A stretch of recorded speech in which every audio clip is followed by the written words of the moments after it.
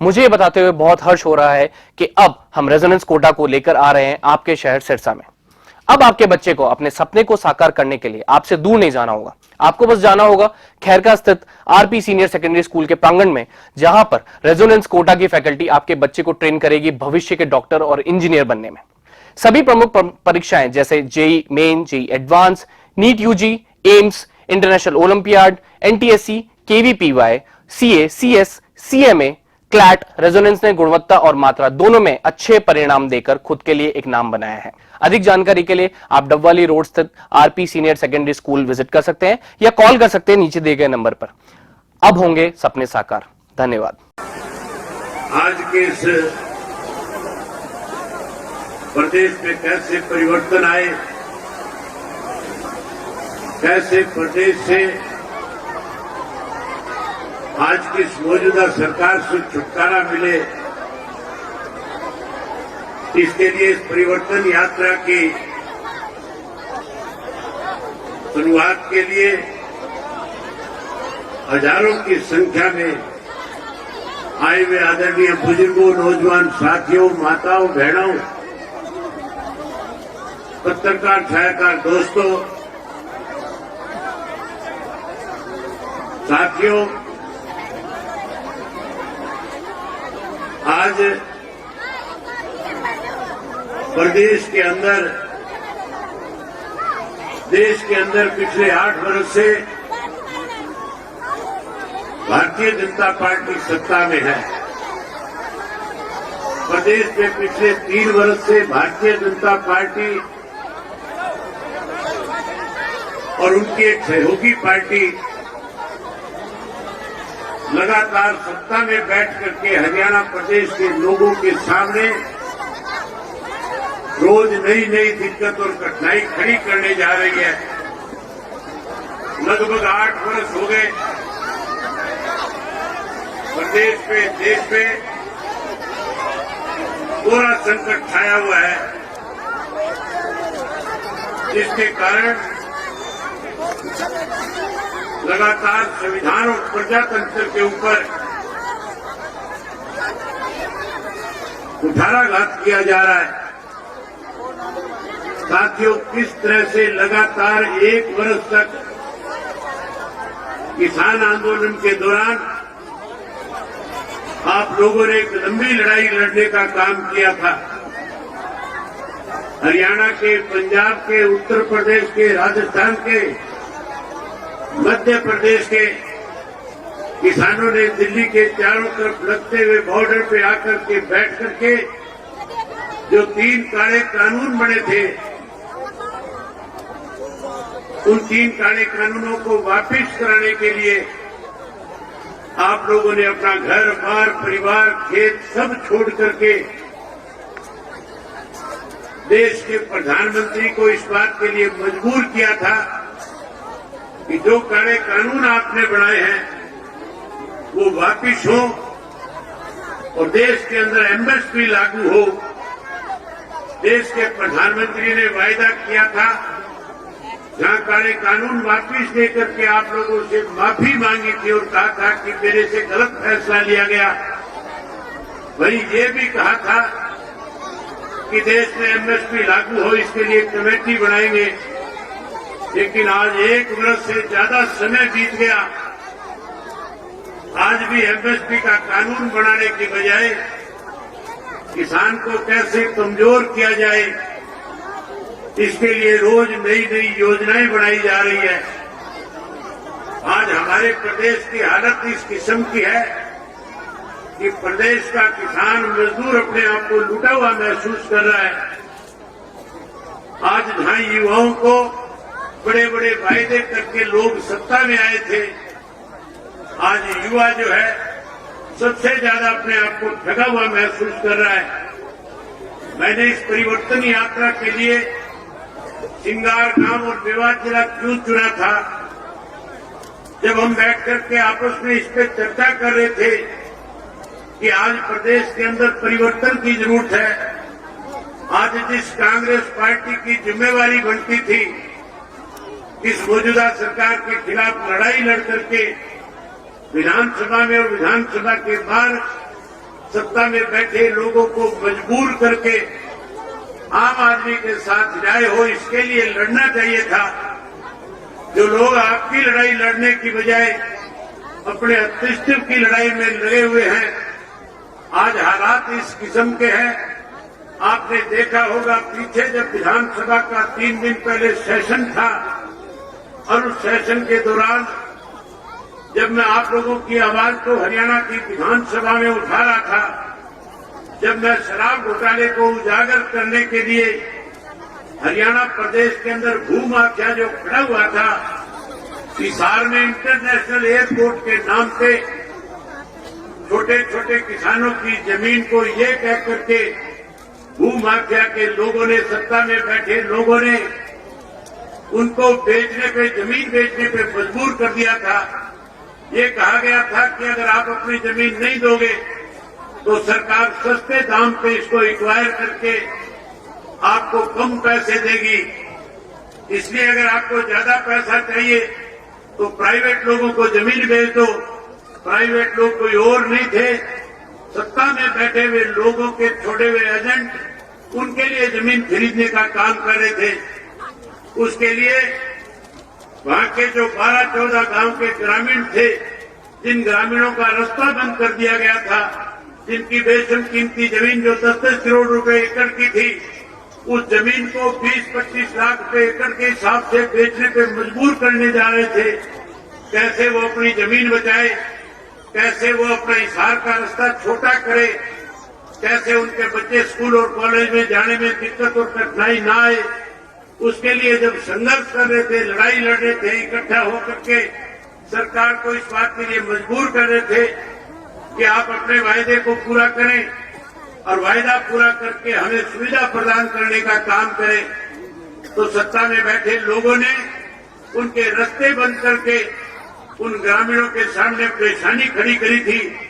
मैं उस धरने के अंदर गया, मैंने वहां जाकर के लोगों से पूछा था कि क्या दिक्कत है। ग्रामीणों ने खुल करके बताया कि सरकार में बैठे लोगों ने वायदा किया था कि एयरपोर्ट के साथ से रास्ता देंगे,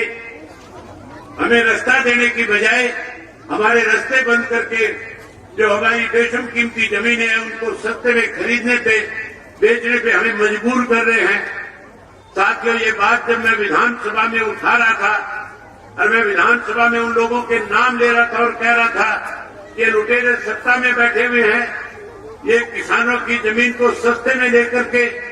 कहीं अपने मॉल खड़े करना चाहते हैं, कहीं अपनी कोठियां बनाना चाहते हैं, कहीं यहाँ कॉलोनियां काटना चाहते हैं, तो सत्ता में बैठे लोगों को जहां इस बात को लेकर के तकलीफ हो रही थी, मैं उम्मीद करता था कि कांग्रेस के लोग मेरी बात से सहमत होंगे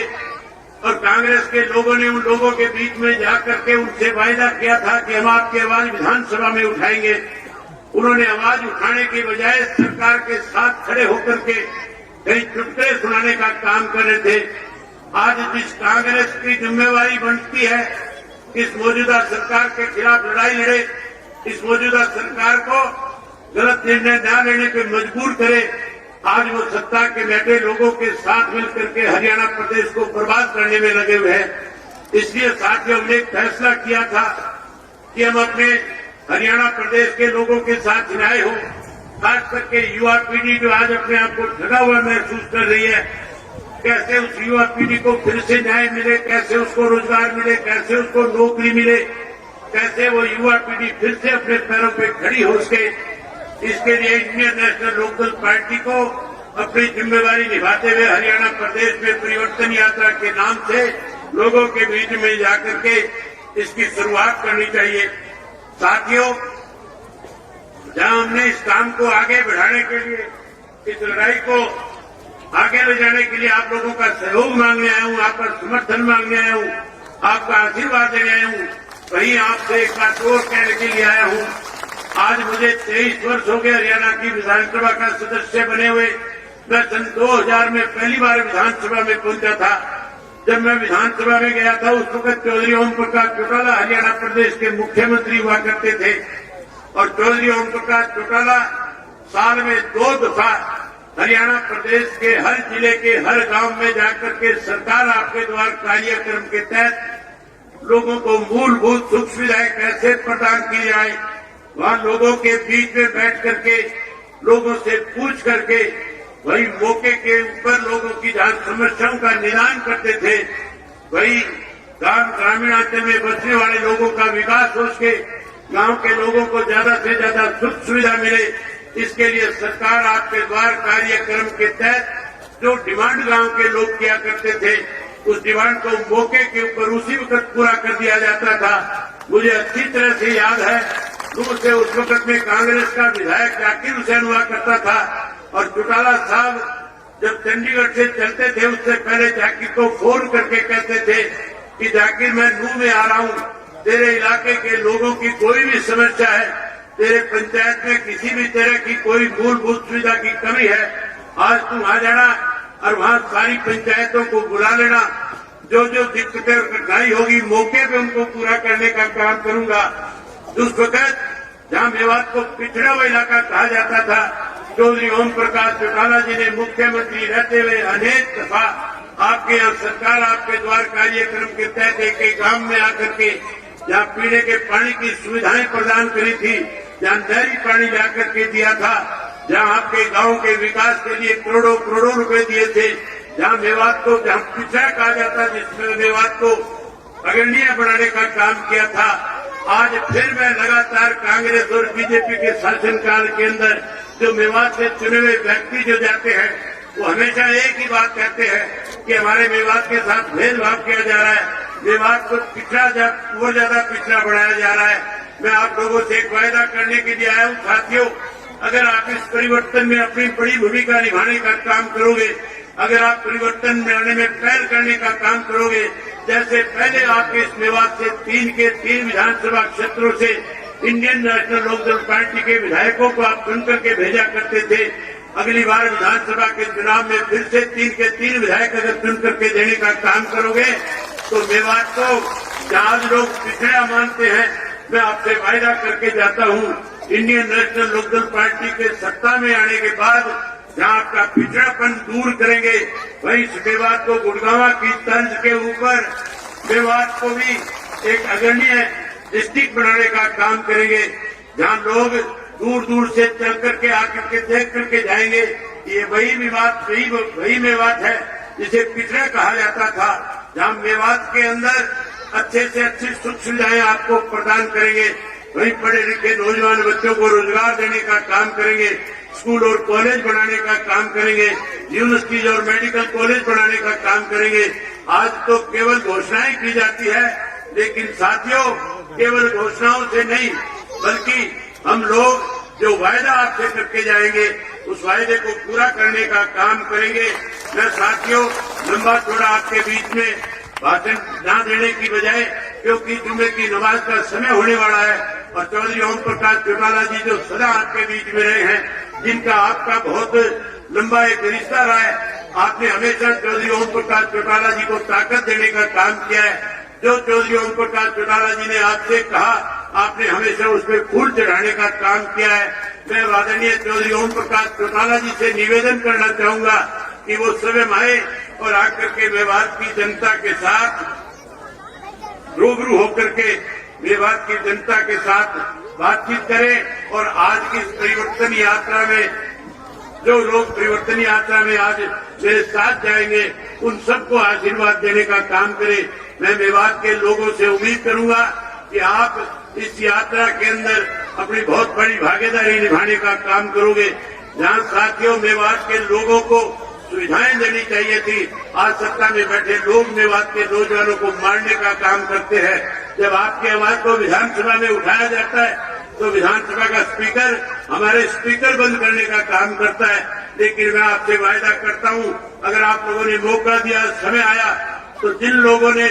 आज इस तरह के कृतज्ञ काम किए हैं उन लोगों को जेल की सलाखों के पीछे भेजने का काम करेंगे। मेवात के लोगों के साथ न्याय कराएंगे और जहां न्याय कराएंगे वहीं जिन लोगों ने आज आपके साथ आपकी अनदेखी करी है उनको जेल की सलाखों के पीछे भेजने का काम करेंगे। आप सबने मेरी बात सुनी, आप सबका बहुत धन्यवाद। इसके साथ मैं चौटाला साहब से निवेदन करूंगा कि चौटाला साहब आए और आकर के आपको संबोधित करें, आपके रूबरू हो। आप सबका बहुत धन्यवाद। आदरणीय चौधरी ओम प्रकाश चौटाला जी।